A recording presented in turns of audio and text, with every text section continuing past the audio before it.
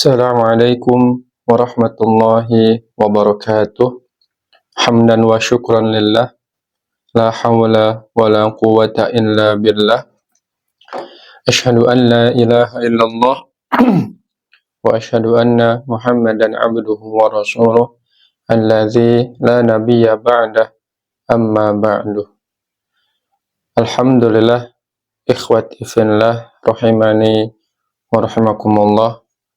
Dipertemukan kembali dalam program kami Kajian Maki Peduli Indonesia dalam pembahasan ilmu nahwi, dan insya Allah pada pertemuan kali ini atau pada video kali ini kita akan melanjutkan bahasan kita seputar ilmu nahwi setelah sebelumnya kita rehat sejenak sekitar 2 pekan karena libur Idul Fitri.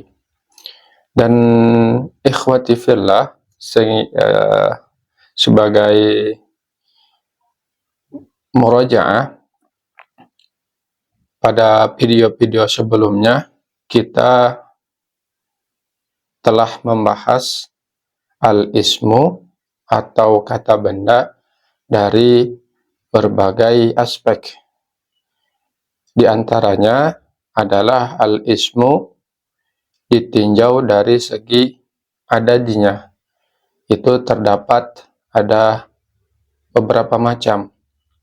Dan sekarang pada pertemuan yang ke-11 al-halaqatul hadiyata asyra, pada pertemuan kali ini kita akan melanjutkan bahasan kita seputar ilmu nahwu dan masih pada tataran pembahasan al-ismu atau kata benda. Baik, ikhwatu fillah, satu di antara jenis isim adalah al-ismul ladzi la yansorib. Jadi ini kita masih dalam tataran membahas isim dari berbagai aspeknya, dan pada video kali ini pun kita tetap atau masih membahas terkait dengan isim, yaitu ada isim yang dinamakan al-ismul ladzi la yansorif. Mungkin ikhwatu fillah sudah pernah mendengar ataupun sudah tahu, sudah mempelajari dalam buku yang ana rujuk, yang dimaksud dengan isim al-ismul ladzi la yansorif itu adalah huwallazi la yadkhulu alaihi tanwinu wa la yukhtamu bikasratin. Yang dimaksud dengan ismul ladzi la yansorif adalah isim yang tidak masuk ke dalamnya tanwin dan tidak diakhiri dengan kasrah. Jadi isim jenis ini itu tidak bisa masuk ke dalamnya tanwin, juga tidak diakhiri dengan kasrah.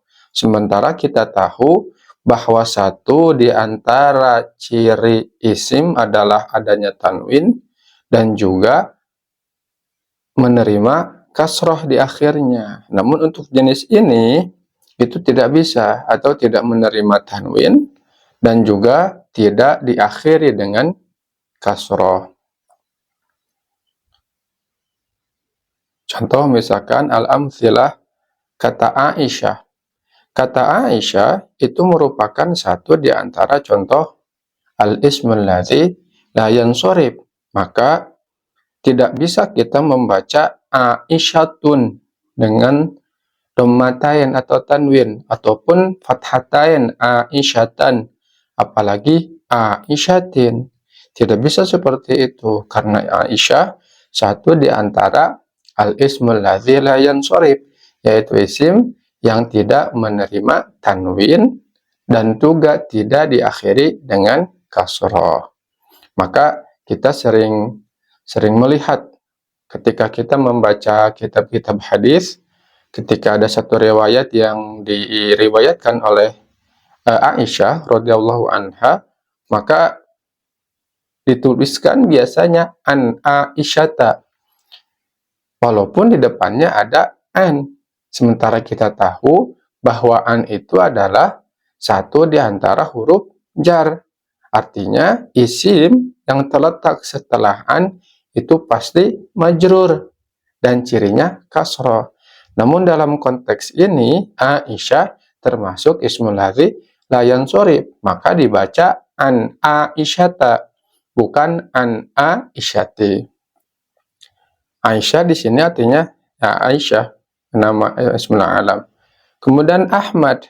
Ahmad pun itu termasuk ismul ladzi la yansorif, maka tidak bisa kita membaca dengan tanwin Ahmadun ataupun Ahmadan, dan juga tidak bisa kita baca diakhiri dengan kasroh Ahmadi.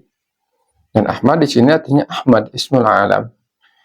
Berikutnya ada masajidu. Begitupun masajid. Masajidu itu merupakan jamak taksir. Kita sudah mempelajari sebelumnya terkait dengan isim dilihat dari adatnya. Ada mufrad, mutsanna, dan jamak.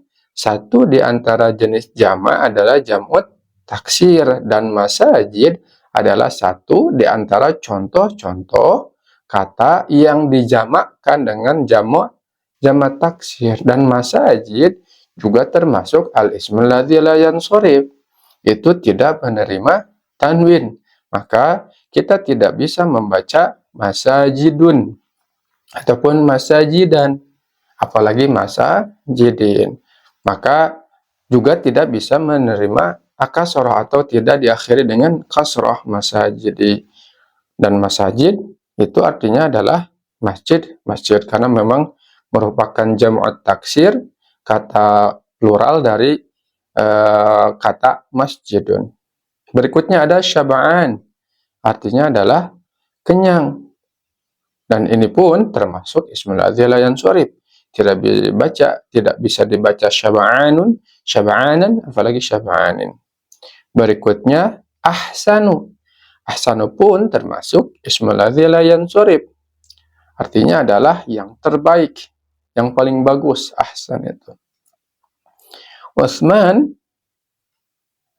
adalah artinya Utsman, termasuk juga al-ismul ladzi la yansorif. Nah, ikhwati fillah, contoh-contoh ini dari yang pertama Aisyah sampai yang terakhir Utsman, ini merupakan al-ismul ladzi la yansorif, di antara jenis-jenis ataupun contoh-contoh al-ismul ladzi la yansorif yang memang tidak bisa menerima tanwin, baik itu dhammatain, fathatain, apalagi kasrotain, juga tidak bisa diakhiri dengan kasroh. Berikutnya, coba kita lihat contoh-contoh dalam kalimat sempurna. Di sini ada sebuah kalimat, Aisyatu ta'kulul khubza warrujza. Nah, ikhwati fillah, kita bisa lihat bahwa di sini ada kata Aisyah. Tadi Aisyah itu adalah satu di antara contoh al-ismul ladzi la yansorif.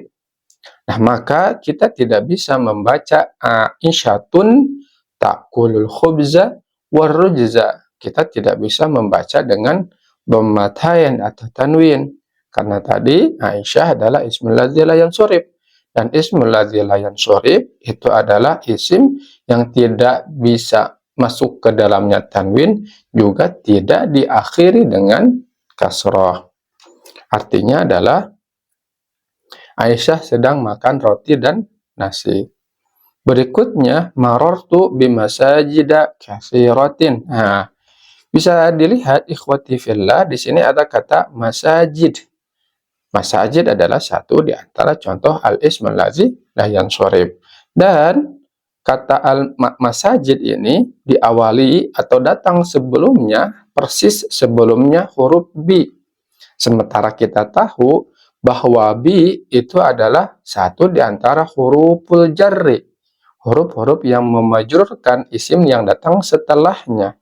Di sini kita bisa lihat harokat akhir pada kata masajid atau pada huruf dal adalah fathah, masajida. Sementara sebelumnya ada huruf bi. Kenapa? Karena masajid adalah satu di antara ismul ladzi la yansorif, yang tidak diakhiri dengan tanwin ataupun tidak diakhiri dengan kasroh. Maka artinya adalah Aku melewati masjid yang banyak. Berikutnya, huwa ahsanu amala. Nah, ikhwatu fillah, kata huwa ahsan ini merupakan jumlah mubtada dan khobar. Ahsanu di sini adalah posisinya sebagai khobar. Dan biasanya khobar itu tanwin. Contoh misalkan al-ustadzu shaimun. Maka shaimun posisinya sebagai khobar. Dan biasanya atau kaidah dasarnya khobar itu kondisinya adalah marfu' juga bertanwin atau nakirah istilahnya. Namun di sini ahsan walaupun posisinya sebagai khobar tapi dia tidak bisa kita baca dengan tanwin atau dhammatain karena ahsanu satu di antara al-ismul ladzi la yansharif. Artinya adalah dia yang paling baik amalnya. Nah, ikhwatu fillah, mungkin demikian yang dapat Ana sampaikan pada kesempatan kali ini. Semoga apa yang disampaikan bermanfaat, juga menjadi tambahan ilmu, juga menjadi tambahan kebaikan yang bermanfaat dunia dan akhirat. Akhirul kalam, Rabbana atina fid dunya hasanah, wa fil akhirati hasanah wa qina adzabannar. Wassalamualaikum warahmatullahi wabarakatuh.